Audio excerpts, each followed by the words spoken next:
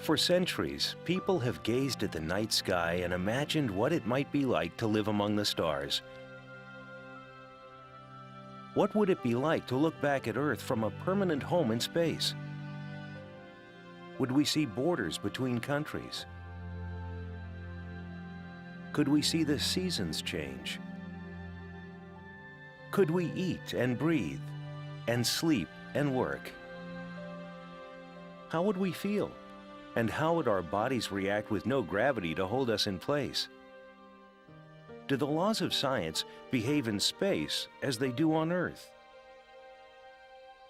How can we answer these questions, and what do they mean for the people of Earth?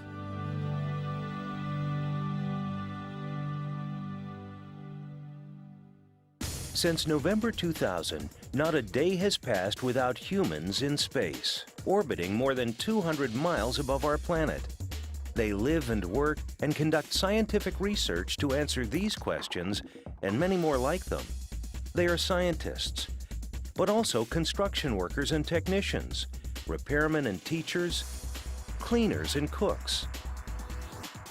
During the past decade, 15 nations have come together, setting aside boundaries and differences to design, assemble, occupy, and conduct research inside and outside of the largest and longest inhabited object to ever orbit the Earth.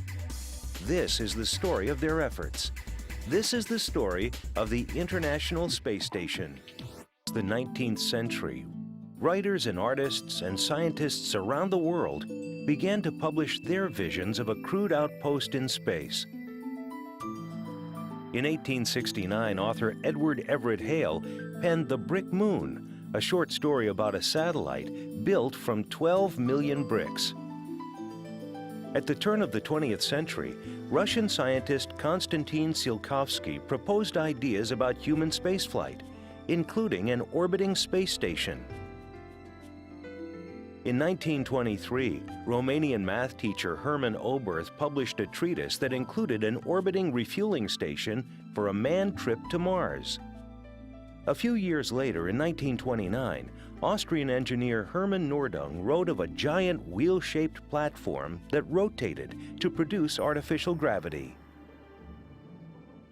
One of Oberth's students was famed rocketeer Wernher von Braun, who in late 1945 developed a concept for a modular, wheel-like space station that would serve as a launching point for a mission to the Moon.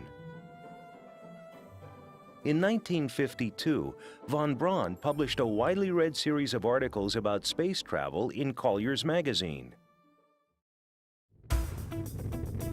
In the early 1960s, as human spaceflight programs in the United States and Russia took shape, engineers and designers began to investigate a variety of space station concepts based on then-current technology. The Soviets were the first to establish an orbiting space station, Salyut 1, launched in 1971. In 1973, Skylab was assembled from unused Apollo rocket parts and launched to become America's first orbiting space station. 3 crews flew aboard Skylab for a total of 171 days on orbit, conducting a variety of scientific experiments and observations that demonstrated the value and the potential for space-based research. A temporary space station was created when an American Apollo Command Module spacecraft docked with a Russian Soyuz ship on July 17, 1975. Apollo-Soyuz was a viable example of international cooperation, the keystone and the foundation of the global partnership that would result in the construction of the International Space Station.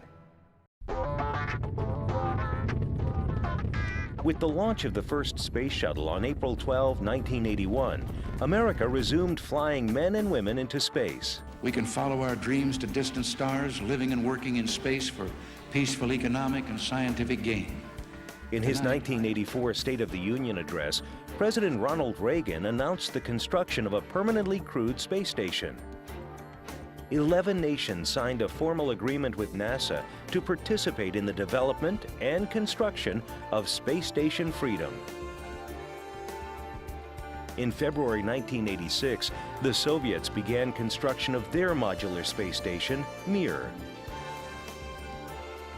By October 1990, congressional budget changes mandated a complete redesign of the Space Station Freedom project, with an emphasis on affordability. In 1993, NASA was directed to maximize the new station's scientific capabilities and leverage Russia's considerable experience in space station operations by inviting Russian participation in the American space station project. The result was a global partnership of 15 countries that learned to work through differences in culture, language, politics, design, manufacturing, management, and operational styles. During Phase 1 of the space station program, between February 1994 and June 1998, space shuttles made 11 visits to Mir, and 7 NASA astronauts lived aboard the Russian station. The experience gained from this series of flights was invaluable and set the stage for the design, development, and construction of the greatest engineering project in the history of mankind, a state-of-the-art research laboratory orbiting our planet.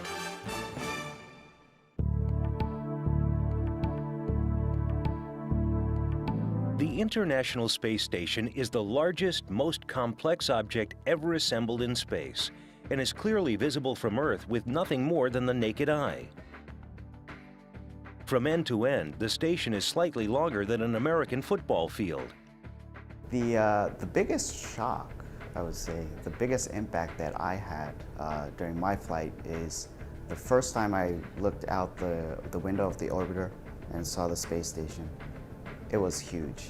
It was huge and shiny and beautiful. And looking at it and knowing that a man-made structure that big is actually up there. The interior of this incredible structure is larger than a 5-bedroom house, with 2 baths, a gym, and a 360-degree bay window. The station's mass is almost 1 million pounds, and it contains about 32,000 cubic feet of living space.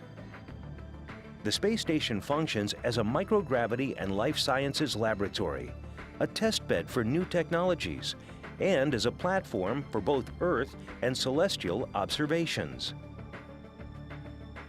The complex is made up of multiple interconnected modules, grouped together at the center point of a 357-foot-long integrated truss structure.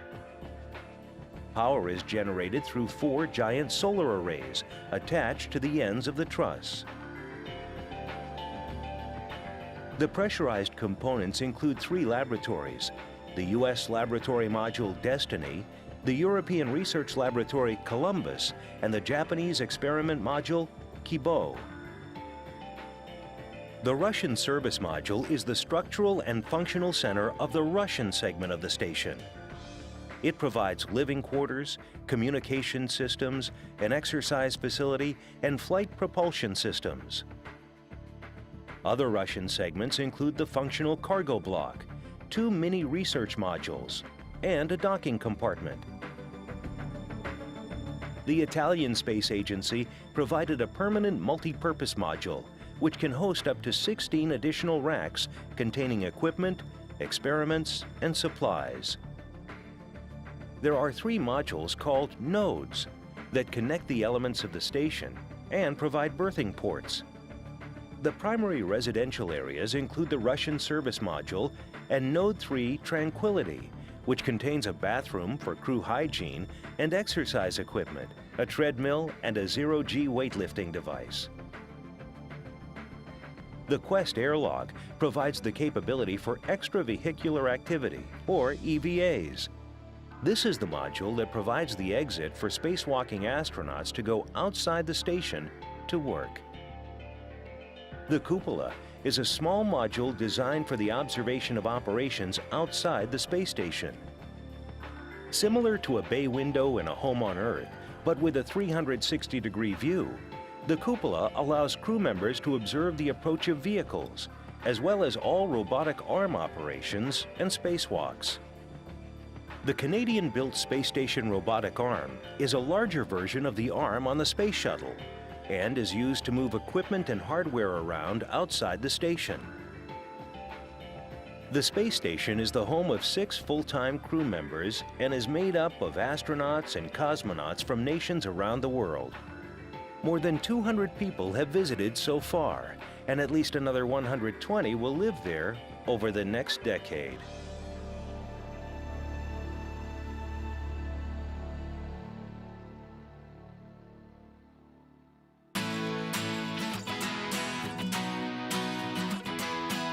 The International Space Station is an unprecedented technological and political achievement to conceive, plan, build, operate, and use a research platform in space. It is the latest step in humankind's quest to explore and live in space. But its greatest accomplishment is as much a human achievement as a technological one. The global partnership of space agencies exemplifies meshing of cultural differences and political intricacies to plan, coordinate, construct, and operate the complex elements of a space station. It involves so many different cultures, not just people culture, but space cultures, and they're all very different. The biggest challenge is getting everybody to appreciate and understand how these all work together.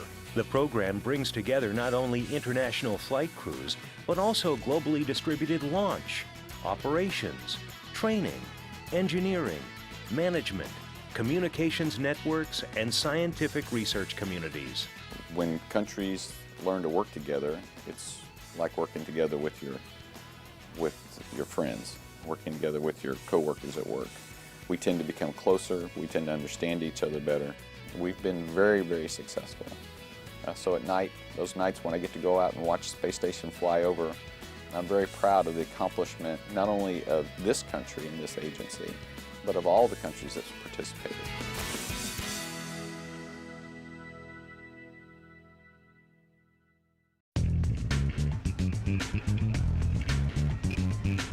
The space station's modular design was dictated in part by the launch vehicle payload bay size of the space shuttle and the need to make components maintainable, replaceable, and sized to fit through a hatch. Each of the components that make up the station was designed, engineered, and built in manufacturing facilities and factories in countries around the world, and assembled piece by piece for the first time in space. When I talk to folks all over, I mention that none of these parts have been put together on Earth, and I think they all stop and go, wow, that's pretty incredible, because when they get up to space, they all magically fit together, which means the cooperation on the engineering and technical side is really working. Building the International Space Station required 36 space shuttle flights and 5 Russian Proton rocket launches to ferry each space station component into orbit. Working in a dangerous and hostile environment while orbiting the Earth at 17,500 miles per hour, spacewalking astronauts and robotic arm operators carefully assembled the components. In elegantly choreographed ballets, astronauts operating the space shuttle's arm and the space station's arm lifted the station modules and trusses from the shuttle's payload bay and maneuvered them into place. Astronauts and cosmonauts in pressurized spacesuits then attached the components to the station during nearly 160 spacewalks.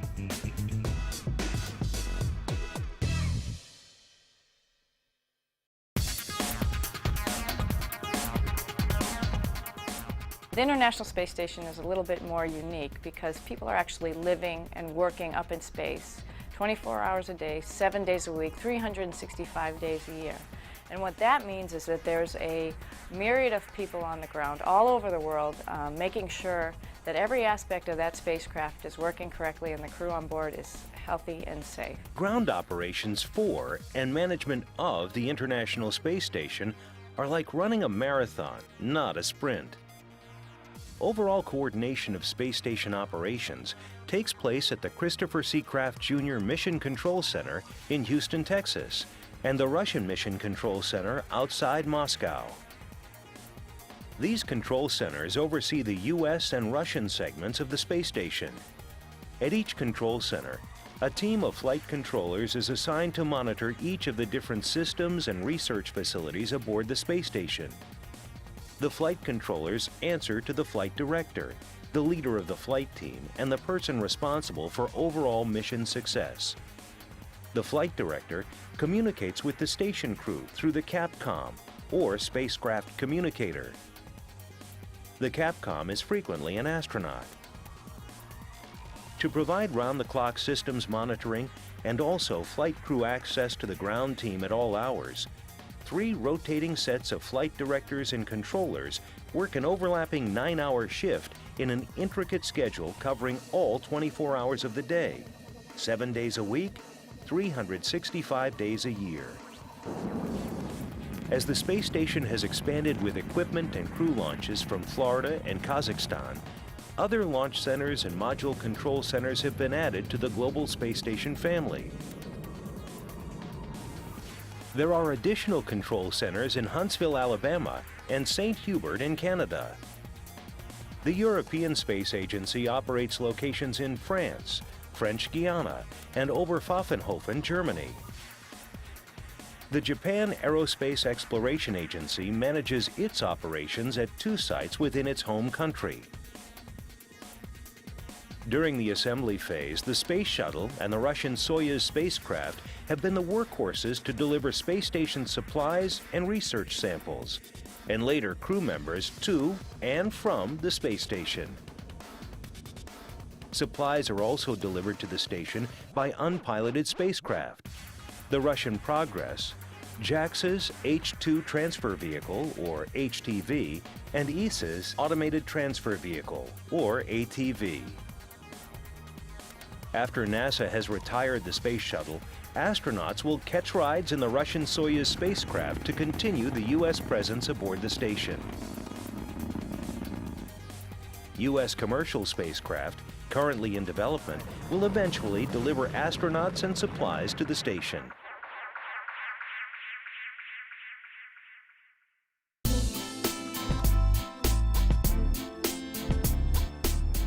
Each flight aboard the International Space Station, called an expedition, lasts about 6 months.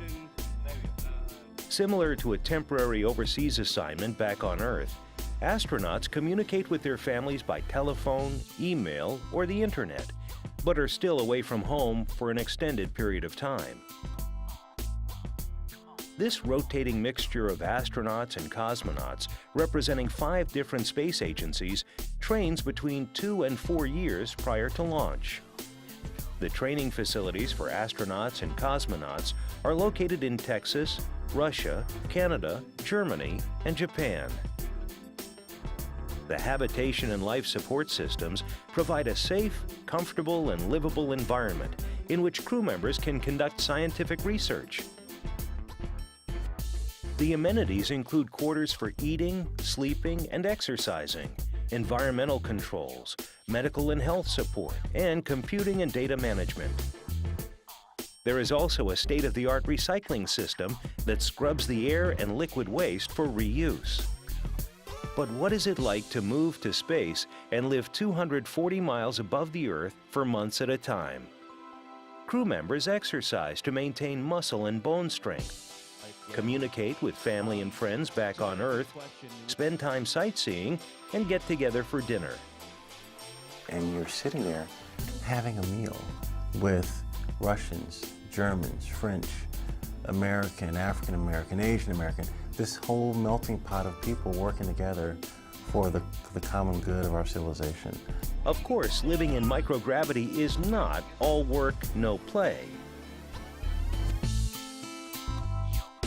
Although the station is equipped with 2 bathrooms, bathing can present a challenge. When you're up living on the International Space Station, you might be 6 months without a real shower. Essentially, you have a sponge bath is what you do every day. And yeah, you do get pretty sweaty because you're working out. But surprisingly enough, when the shuttle crew came to pick me up, it was one of my first questions, do I smell? And they said I didn't smell, and they said my hair didn't look greasy, so I was pretty happy with that.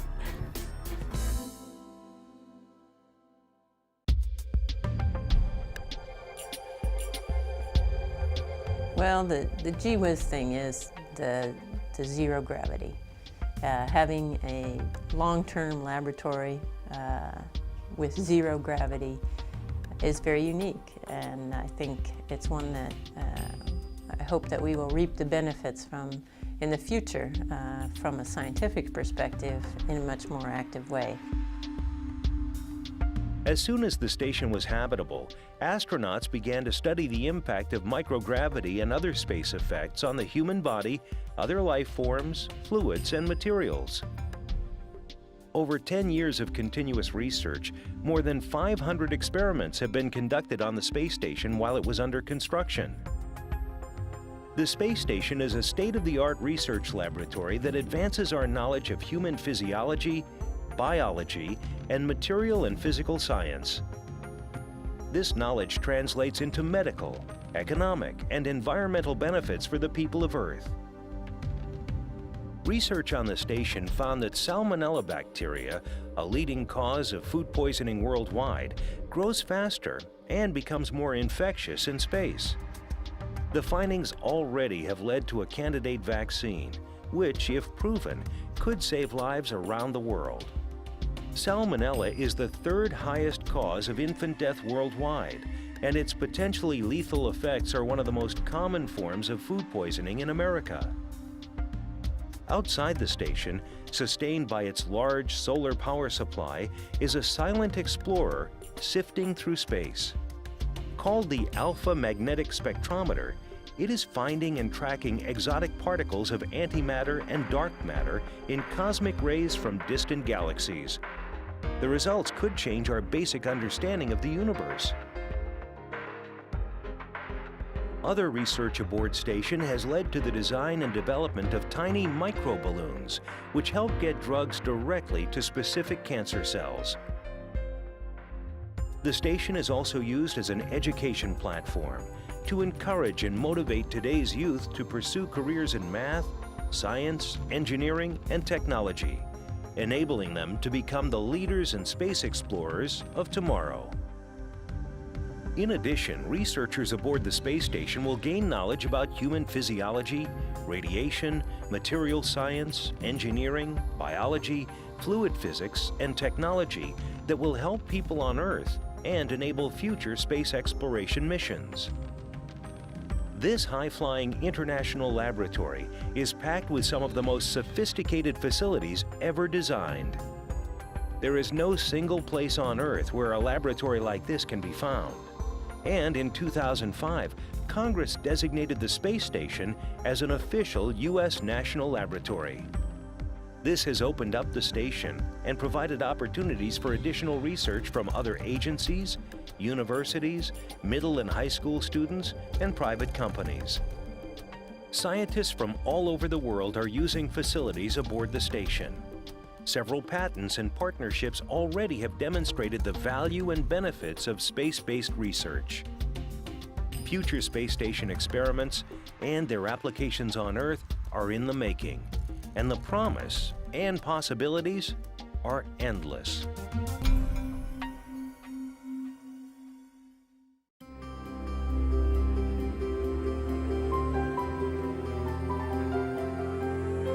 I think the ISS is the greatest human endeavor ever in the history of the world in terms of complexity and the challenges that are brought with that complexity. 2 decades ago, the Cold War was still going on, and here we are working with the Russians, the Americans, the Japanese, the Europeans, everybody working together, and it seems that it's a far better thing to be doing than we were doing 60 years ago. It gives us the chance to do programs that we couldn't do all by ourselves, and it gives us the chance to learn how different people work, how different cultures work together, and how we can cooperate and produce something as magnificent as the ISS. It's one small step for man, one giant leap for mankind. Like stepping on stones across a stream, humans have started to take small steps across the universe. In the stream of time, the International Space Station is just one small step. All the lessons, good and bad, that we learn on Space Station will benefit us as we look toward longer missions away from Earth. Some of the biggest lessons learned from the design, development, and assembly of the International Space Station are those of peaceful cooperation among nations. It would be impossible for any single country to do what we're doing here on Space Station. But as a team, we're pulling for a higher good, and that higher good is to learn to explore, to learn to push frontiers, to learn to move out. And that's really what cooperation brings us. And I can't think of a better example than Space Station when you look forward. Humans will continue to explore in low Earth orbit, on journeys back to the Moon, to Mars, to asteroids, and beyond. But wherever we go, the International Space Station is improving our lives on Earth now and cementing our first real foothold for working and living in space.